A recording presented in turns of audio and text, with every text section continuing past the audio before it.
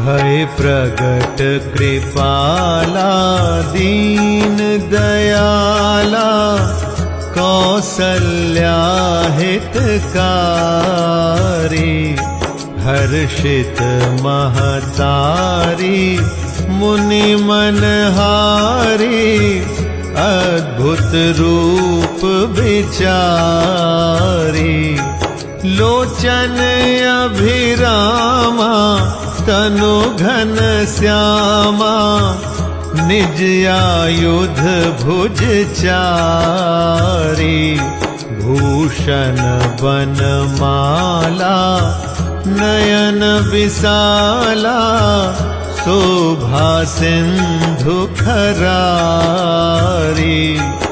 कह दुई कर जोरी स्तुति तोरी, केहि विधि करो अनंता। माया गुण ज्ञानातीत अमाना, वेद पुराण भनंता। करुणा सुख सागर सब गुण आगर, जेहि गावहि श्रुति संता।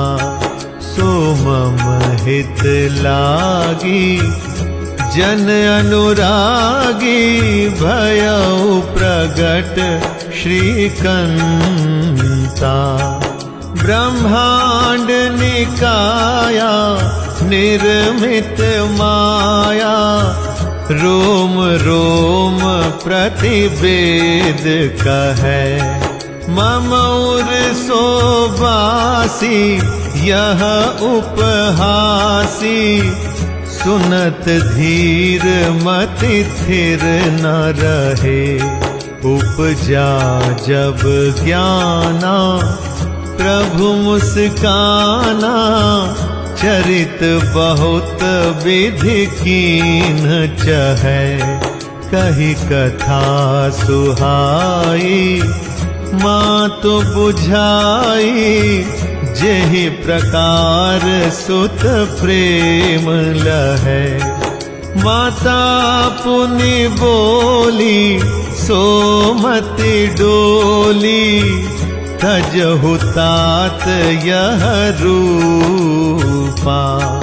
कि जैसी सुलीला अति प्रियशीला, यह सुख परम अनूपा। सुनि बचन सुजाना रोदन ठाना, होई बालक सुर भूपा।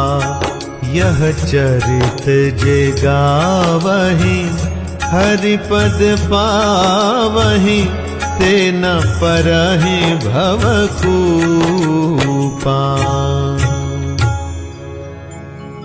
विप्रधेनु सुर संत हित, लीन मनुज अवतार। निज इच्छा निर्मित तनु, माया गुण गोपार। दीनों पर दया करने वाले कौसल्या जी के हितकारी कृपालु प्रभु प्रकट हुए।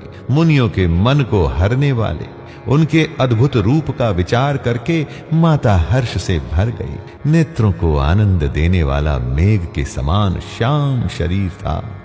चारों भुजाओं में अपने खास आयुध धारण किए हुए थे। दिव्य आभूषण और वनमाला पहने थे। बड़े बड़े नेत्र थे। इस प्रकार शोभा के समुद्र तथा खर राक्षस को मारने वाले भगवान प्रकट हुए। दोनों हाथ जोड़कर माता कहने लगी, हे अनंत, मैं किस प्रकार तुम्हारी स्तुति करूं? वेद और पुराण तुमको माया, गुण और ज्ञान से परे और परिमाण रहित बतलाते हैं। श्रुतियां और संतजन दया और सुख का समुद्र, सब गुणों का धाम कहकर जिनका गान करते हैं, वही भक्तों पर प्रेम करने वाले लक्ष्मीपति भगवान मेरे कल्याण के लिए प्रकट हुए हैं। वेद कहते हैं कि तुम्हारे प्रत्येक रोम में माया के रचे हुए अनेकों ब्रह्मांडों के समूह भरे हैं। वे तुम मेरे गर्भ में रहे। इस हंसी की बात के सुनने पर धीर विवेकी पुरुषों की बुद्धि भी स्थिर नहीं रहती, विचलित हो जाती है। जब माता को ज्ञान उत्पन्न हुआ तब प्रभु मुस्कुराए।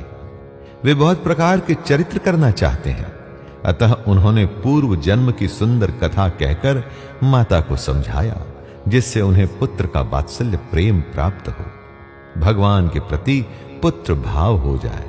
माता की वह बुद्धि बदल गई।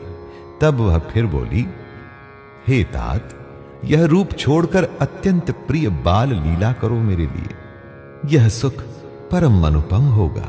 माता का यह वचन सुनकर देवताओं के स्वामी सुजान भगवान ने बालक रूप होकर रोना शुरू कर दिया।